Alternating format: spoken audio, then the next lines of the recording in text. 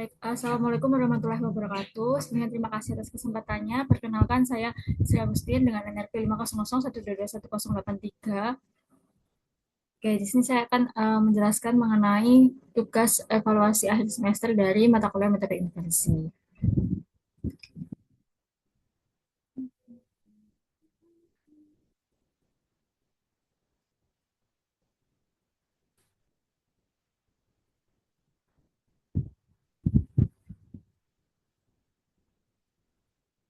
Oke, baik untuk yang pertama di sini kan diperoleh hasil pengukuran anomali graviti residual lokal yang terukur sepanjang titik XI, seperti pada gambar berikut. Nah, untuk yang pertama di sini adalah tentukan nilai parameter A, H, D, eta, dan juga Q dan solusi gravitasi anomali menggunakan metode yang pertama, metode Monte Carlo, didapatkan hasil sebagai berikut dengan nilai A yaitu sebagai berikut, nilai H 971004, kemudian D-nya 301345, untuk katanya 0,1197, untuk Q-nya 0,8455, dan untuk RMS-nya yaitu 6,487432. Rata-ratanya didapatkan segitu. Metode Monte Carlo sendiri merupakan teknik numerik berbasis probabilitas yang digunakan untuk menyelesaikan masalah optimasi dan inversi, terutama pada saat solusi analitik yang sulit dicapai. Oke, untuk analisisnya, untuk nilai A yaitu 5392,7284, yaitu amplitude atau faktor pengaruh utama dalam model bisa berkaitan dengan intensitas sumber atau skala energi. Untuk nilai H-nya 971004, yaitu kedalaman sumber atau lokasi vertikal dari suatu fitur geofisika atau struktur. Untuk nilai D-nya 31345, yaitu ukuran atau lebar dari objek model, misalnya diameter, ketebalan lapisan. Selanjutnya untuk etanya 0,1197, yaitu koefisien redaman atau parameter yang mewakili efek viskositas atau perubahan energi. Selanjutnya untuk nilai Q-nya 0,8455, yaitu faktor fraksional atau eksponen dalam fungsi model, bisa menunjukkan nilai non-linearitas dari sistem. Untuk RMS-nya sendiri rata-rata berada pada 6,48 sekian. Nah, nilai ini menunjukkan bahwa root mean square error antara hasil model dan juga data observasi, yaitu semakin kecil nilai RMS, maka semakin baik model merepresentasikan data sebenarnya. Nah, nilai RMS di bawah 7 itu menandakan bahwa hasil fitting yang dilakukan itu cukup baik dan juga model berhasil menangkap pola dari data utama. Dan selanjutnya, untuk inversi dengan metode Monte Carlo tersebut juga menghasilkan estimasi parameter model yang cukup stabil. Nilai parameter seperti kedalaman, lebar menunjukkan kondisi geometri yang bisa dianalisis lebih lanjut untuk interpretasi fisik. Sedangkan nilai A, eta, dan juga Q memberikan informasi tentang karakteristik internal atau sifat medium dari sistem yang diteliti. Selanjutnya didapatkan grafik sebagai berikut yang menunjukkan perbandingan antara data observasi, yaitu yang ditandai dengan lingkaran merah, dan juga hasil Monte Carlo yang ditandai dengan garis biru. Data observasi memiliki puncak tajam, yaitu pada X sekitar 30 meter yang tidak berhasil diproduksi oleh model Monte Carlo. Untuk model hanya menunjukkan respon halus dan juga rendah, sementara data menunjukkan anomali yang tinggi, itu di antara 25 mgl. Hal ini mengindikasi bahwa model belum cukup baik dalam menangkap fitur lokal bawah permukaan. Nah, kemungkinan juga terjadi karena keterbatasan parameter model atau jumlah iterasi. Selanjutnya untuk nomor 2 yaitu menggunakan simulate annealing. Metode simulate annealing sendiri merupakan algoritma optimasi global berbasis prinsip pendinginan termodinamika yang efektif untuk mencari solusi terbaik dari fungsi nonlinear yang kompleks dan menghindari minimum lokal. Hasil yang didapatkan adalah sebagai berikut. Dengan pembahasannya untuk nilai A yaitu 580,9580, yaitu amplitude atau respon maksimum gravitasi dari sumber bawah permukaan. Untuk nilai H-nya 3,6543, yaitu kedalaman sumber yang merupakan sangat dangkal ya. Untuk nilai D-nya yaitu 352247, untuk ukuran atau lebar tubuh sumber. Kemudian untuk nilai eta 0,3859, parameter ledaman atau kehalusan dari model. Untuk Q-nya 1,3568, yaitu faktor atau bentuk geometri yang menunjukkan karakteristik dari distribusi massa. Selanjutnya untuk nilai RMS error-nya yaitu 1,214991 yang menunjukkan bahwa nilai galaknya itu sangat rendah. Hal ini juga menandakan bahwa model SA sendiri merupakan sangat cocok dengan data observasi. Jauh lebih akurat juga dibandingkan dengan metode Monte Carlo. Oke, next untuk grafik yang didapatkan adalah sebagai berikut yang menunjukkan kecocokan antara data observasi yaitu pada lingkaran merah dan juga data hasil model dari simulate annealing yaitu garis biru. Nah, model berhasil mengikuti bentuk anomali dengan sangat baik, terutama di area puncak sekitar X sama dengan 30 meter. Nah, model ini juga menggambarkan puncak yang tajam dan juga simetris yang sangat mirip dengan data. Hal ini juga menandakan bahwa model dari simulate annealing sendiri mampu menangkap fitur lokal dan distribusi bawah permukaan secara akurat. Next, untuk nomor 3, yaitu menggunakan metode genetik algorithm. Metode genetik algorithm sendiri merupakan metode optimasi berbasis evolusi yang sangat efektif untuk menentukan parameter terbaik dari sistem nonlinear dan juga kompleks seperti inversi data gravitasi. Nah, untuk pembahasannya sebagai berikut. Yang pertama di sini uh, dengan metode genetik algorithm sendiri itu didasarkan menjadi tiga geometri. Yang pertama itu ada model sphere, kemudian model silinder horizontal, selanjutnya ada model silinder vertikal. Nah, untuk yang pertama di sini adalah modal spare itu memberikan hasil terbaik dengan RMSI yang paling kecil yang menunjukkan bahwa anomali pada data ini tuh paling cocok dengan model bola. Kedalaman yang dangkal dan juga ukurannya besar mendukung interpretasi adanya massa bulat.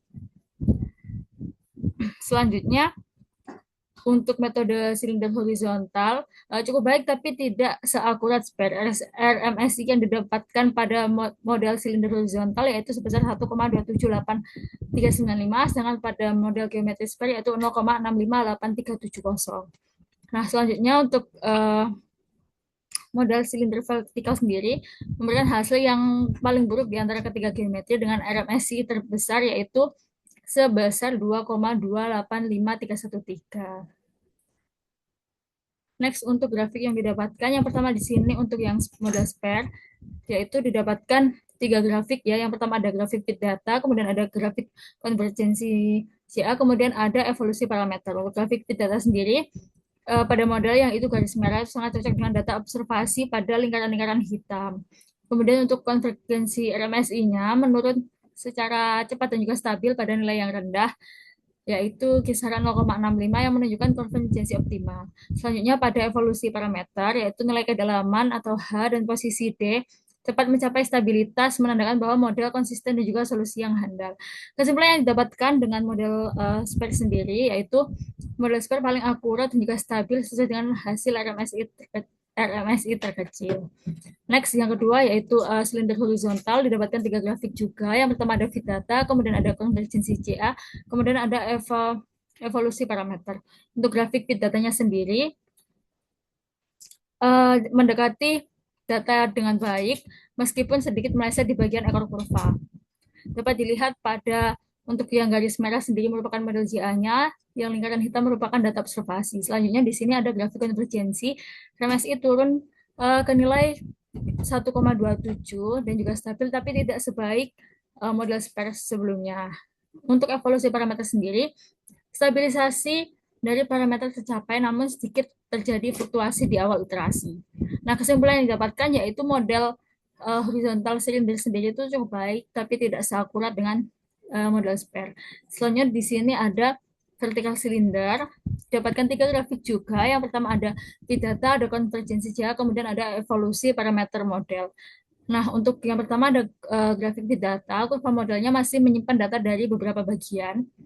Dapat dilihat yang bagian merah ini merupakan model GA, yang hitam merupakan data observasi. Selanjutnya, pada grafik konvergensi, RMSI dari konvergen dinilai cukup tinggi, yaitu pada 2,28, menunjukkan bahwa model vertical cylinder ini sedikit kurang cocok. Selanjutnya ada evolusi parameter, yaitu terjadi fluktuasi di awal, kemudian stabil, namun hasil akhirnya juga kurang optimal. Nah, kesimpulan yang didapatkan dari model vertical cylinder adalah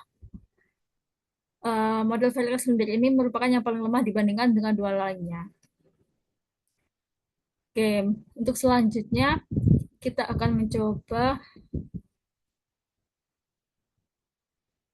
menggunakan MATLAB.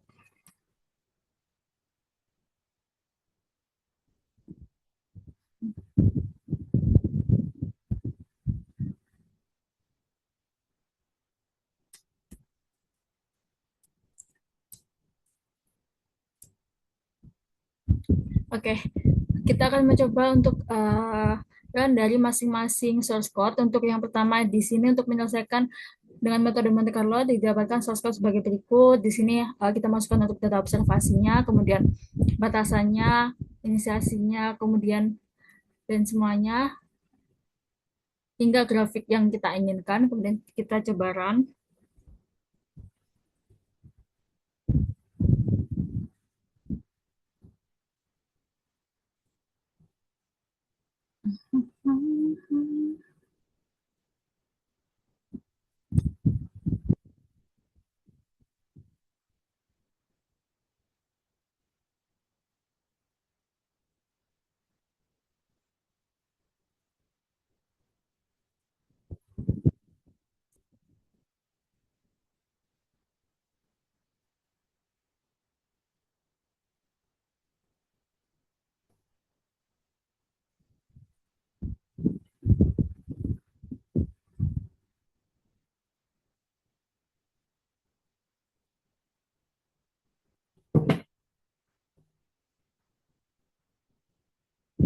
Oke, ya didapatkan data sebagai berikut ya. Mohon maaf terdapat kendala jaringan.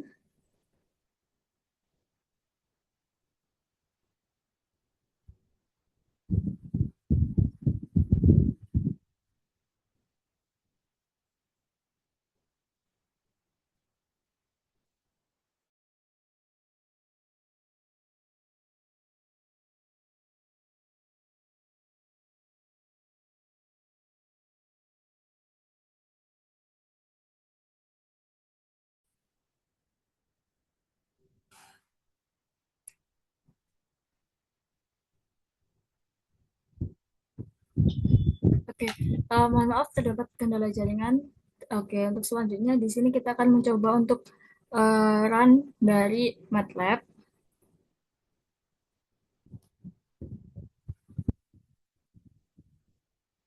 Kita mulai dari awal.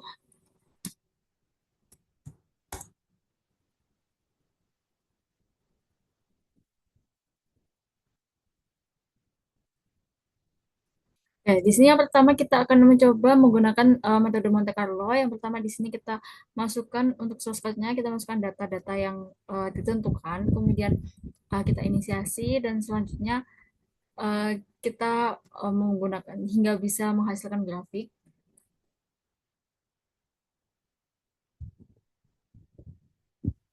Oke, kita coba.